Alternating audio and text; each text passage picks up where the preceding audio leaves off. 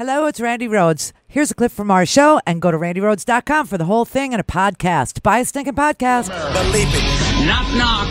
Who's there? It's a figment of your imagination. Randy Rhodes Show.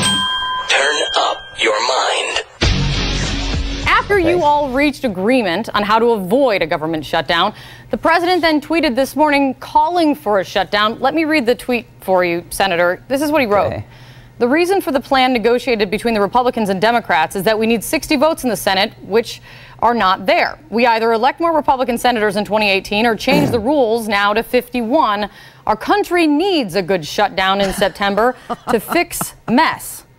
Is a government shutdown ever good, Senator?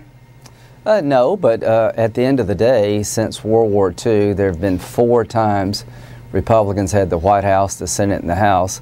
11 times for the Democrats. So if you're a Republican, changing the rules is probably not a good idea. I don't know if I'm going to vote for the bill they're going to present to the Senate here soon. I think the Democrats cleaned our clock. I think there are things in this bill that I just don't understand. This was not winning from the Republican point of view. So we cleaned their clock, says Lindsey Graham, on this budget thing that is making its way over to the Senate. He's not even sure if he will vote for it because the Democrats cleaned the Republicans' clock.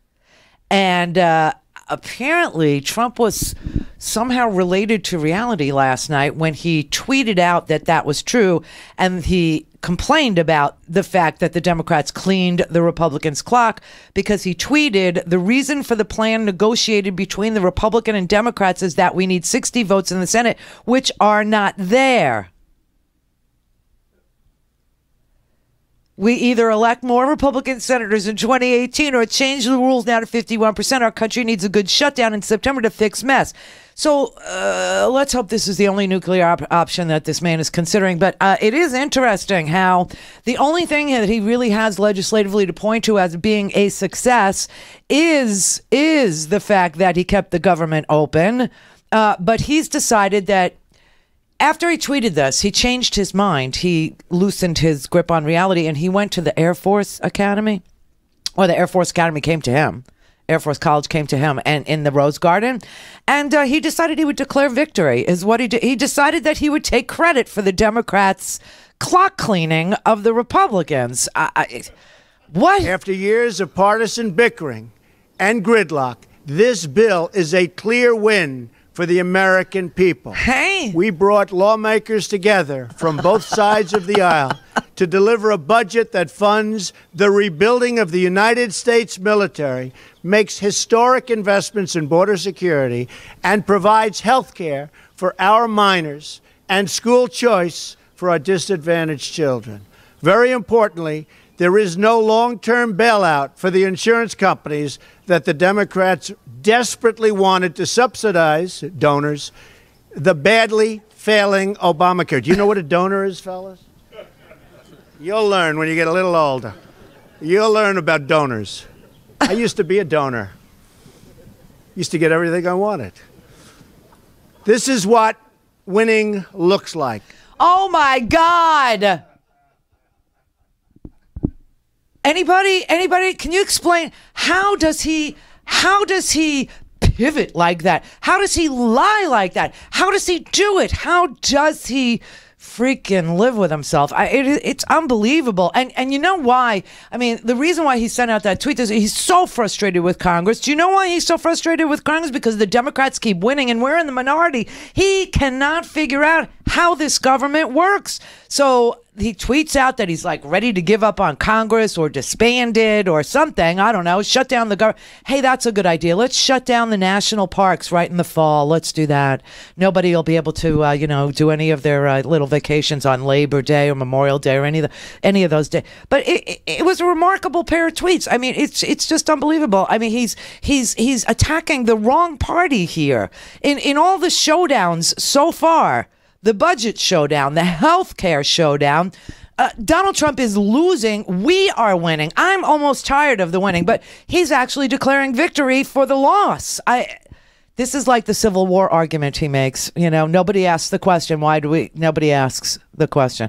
Everybody asks the questions, and we kind of know the answer. The answer is slavery. But I got to tell you, there is no question that the Democrats won this week's showdown, but that the American people won this week's showdown. It was Trump's priorities that got left on the cutting room floor. Just about everything he wanted. He wanted $54 billion for the military. He got 12.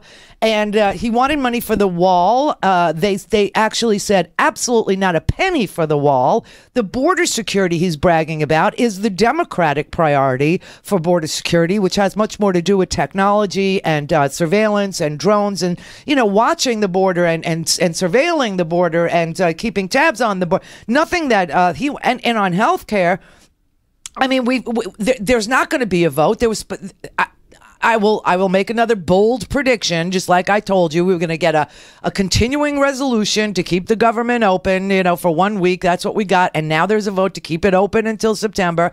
As we limp along, the greatest nation in the world cannot get its stuff together on a freaking budget for a year, which is just amazing. But everything that he wanted was left out of this bill. The health care bill. Okay, so it looks like I counted 22 no's so far, or 21 no's that I'm sure are no. On the Republican side of the aisle, for this new amendment, the MacArthur amendment, that gives the states the rights to dismantle the essential benefits package, charge people with pre-existing conditions 5 times more. We went over the numbers again yesterday that, if you had, God forbid, your breast cancer had spread to your lymph node, that was metastatic, you'd pay $142,000 more a year for coverage, which means you can't get coverage if you're a normal, working family.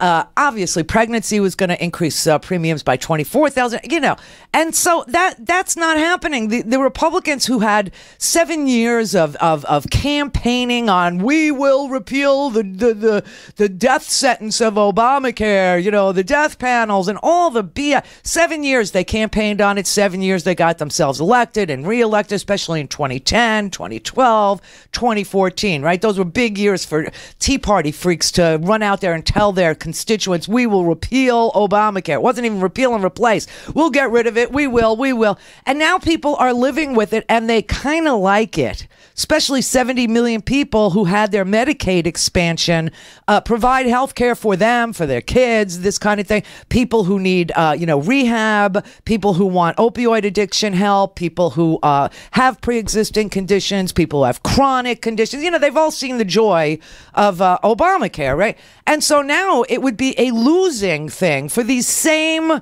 freaks who ran on repealing Obamacare to vote for the repeal of Obamacare, because they could never govern. They're just an opposition party. So when it comes time to govern, they are so discombobulated. So you got 21 that are a definite no, and I think I counted 16 Republicans who are undecided but are leaning no, and that means no vote can be taken, and that's why a vote hasn't been scheduled, even though they were, he's like, I want to vote by Thursday. I want to vote. And Ryan's saying, I'm not going to bring it to the floor and ask people to take a hard vote on something so unpopular as this amendment. I'm not going to do it. And, quite frankly, I can only lose 22 members, and 21 are a definite no. What do you want from me? So he's getting his clock clean. He has not won a thing. Not one thing has he won. And clearly he feels it's Congress's fault in 1 minute, and then in the next minute, in front of the Air Force College, he declares victory. I won. This is what winning looks like. So much winning. Yes, for the Democrats, you moron. For the Democrats who protected every single person in this country, including Appalachia, including people who, have after school care for their kids. It's just unbelievable. This is incredible to me. This man has shown absolutely no willingness to learn how government works. He came into the job knowing nothing about how Washington works, and that's why there is no winning. He also doesn't understand his own party. Remember when I saw Trump on the campaign trail, and I said, oh my God, he has broken the Republican Party. It was so obvious that campaign of his literally tore apart the Republican Party. It broke it into pieces. And now he has to govern with them, and they're broken. And he's made no attempt to help them, agree on anything. He just would rather blow the whole Congress up. It's unbelievable. You have this the GOP against the GOP. That is the battle that he has got to learn and then fight. And of course, the learning curve. He hasn't shown a desire to, learn anything. And so, it's amazing. But what he has here, what he had, and this is why he broke the Republican Party, what he had was an agenda that would have just completely killed rural America, farming families. His agenda was so vile. He was telling, the coal mining counties he was going to bring back coal. There is no way he's bringing back coal mine. There is no coal mine. Appalachia's been dirt poor since the 60s, okay? It was every Democratic president that said, we're going to declare a war on poverty. We're going to look at Appalachia. We're going to find out why they lag behind. We're going to look and make investments. Tennessee Valley Authority, for God's sake. We brought electricity. Now, if you would have had a Democratic president, we would have been able to bring broadband to places that are rural and not so rural, places close to big cities like Harrisburg. Some people in Harrisburg, Pennsylvania still have dial-up. Do you know that? They don't have affordable internet. This is a ridiculous plan. And every rural town, every small city, they understand now that when he put out his skinny budget, that they were going to get killed. They were going to get killed. A lot of the problems Appalachia has, besides for the drug epidemic, is its topography. I swear to God, it's very mountainous. Think of it as like Afghanistan. And so the Democrats had a plan that we were going to invest in schools to teach people to do all kinds of new jobs that could translate into the Appalachian topography, such as teaching people to fly drones, wind farms, at the top of the mountains, solar farms, all kinds of things. It is an amazing thing. And Trump is so against everybody that voted for him that now he has to declare victory based on Democratic principles, Democratic ideas, and Democratic strategy that got those ideas into a budget that is so likely to pass.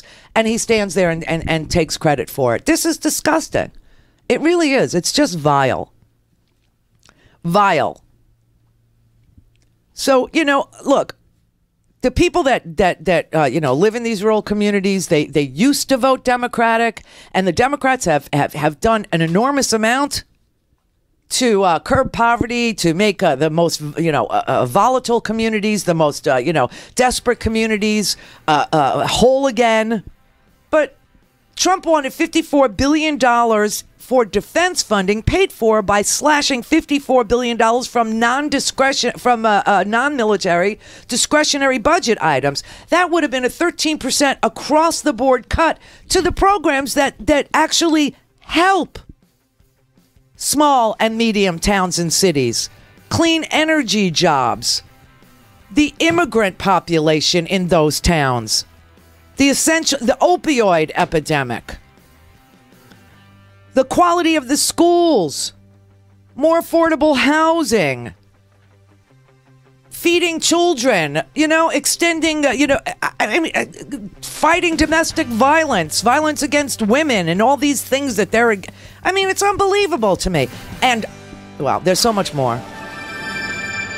Clear for takeoff. Randy Rhodes Air Force. Air Force. RandyRhodes.com. Go to randyrhodes.com for the whole thing and a podcast. Buy a stinking podcast.